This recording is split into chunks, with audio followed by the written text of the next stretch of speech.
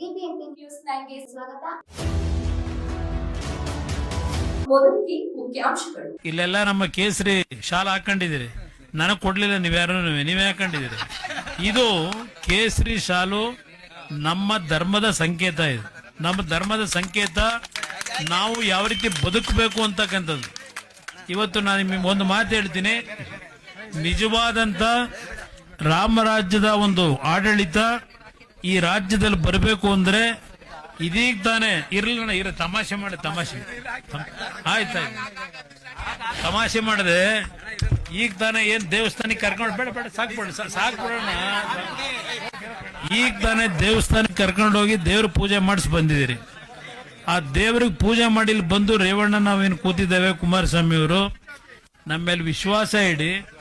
ಒಂದು ನಿಜವಾದಂತ ರಾಮರಾಜ್ಯ ಈ ದೇಶದ ರಾಜಕಾರಣದಲ್ಲಿ ಕರ್ನಾಟಕದಲ್ಲಿ ಪ್ರಾರಂಭ ಆಗಬೇಕು ಅನ್ನೋದು ನಿಮ್ಮೆಲ್ಲರ ಹೃದಯದಲ್ಲಿದ್ರೆ, ನಿಜಕ್ಕೂ ರಾಮನ ಬಗ್ಗೆ ನಿಮಗೆ ನಂಬಿಕೆ ಇದ್ರೆ ಒಂದು ಅವಕಾಶ ಈ ಬಾರಿ ಸ್ವತಂತ್ರವಾಗಿ ಸರ್ಕಾರ ಮಾಡ್ತಕ್ಕಂಥ ಶಕ್ತಿನ ನೀವು ದಾರಿ ಎರೀರಿ. ಅದು ಯಾವ ರೀತಿ ರಾಮರಾಜ್ಯ ಮಾಡಬಹುದು ಅನ್ನೋದನ್ನ ನಾನು ತೋರಿಸ್ತಾ ಇದ್ರೆ ಮತ್ತೆ ನಾನು ರಾಜಕೀಯಕ್ಕೆ ಬರಲ್ಲ.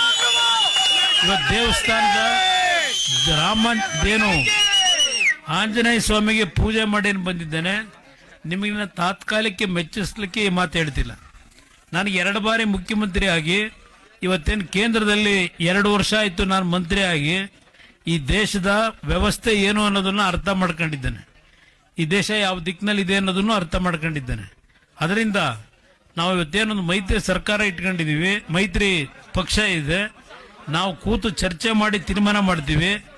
ಒಂದು ಈ ಬಾರಿ ನಿಮ್ಮ ತೀರ್ಮಾನ ನಿಜವಾದ ರಾಮರಾಜ್ಯದ ಸರ್ಕಾರ ತರಲಿಕ್ಕೆ ನೀವೆಲ್ಲ ಸಹಕಾರ ಕೊಡಿ.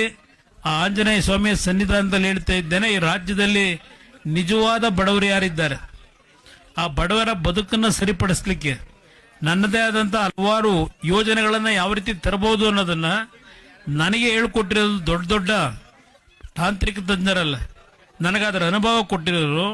ನನ್ನ ಹತ್ರ ಬೆಳಗ್ಗೆ ಎದುರು ಬರ್ತಕ್ಕಂಥ ಬಡವರಿದಾರಲ್ಲ, ಆ ಕುಟುಂಬಗಳ ಕಷ್ಟಗಳು ಹೇಳ್ಕೊಂಡು ಅವರಿಂದ ಕಲ್ತಿದ್ದೇನೆ ಏನು ಮಾಡಬೇಕು ಈ ರಾಜ್ಯದಲ್ಲಿ ಅಂತ ಹೇಳಿ.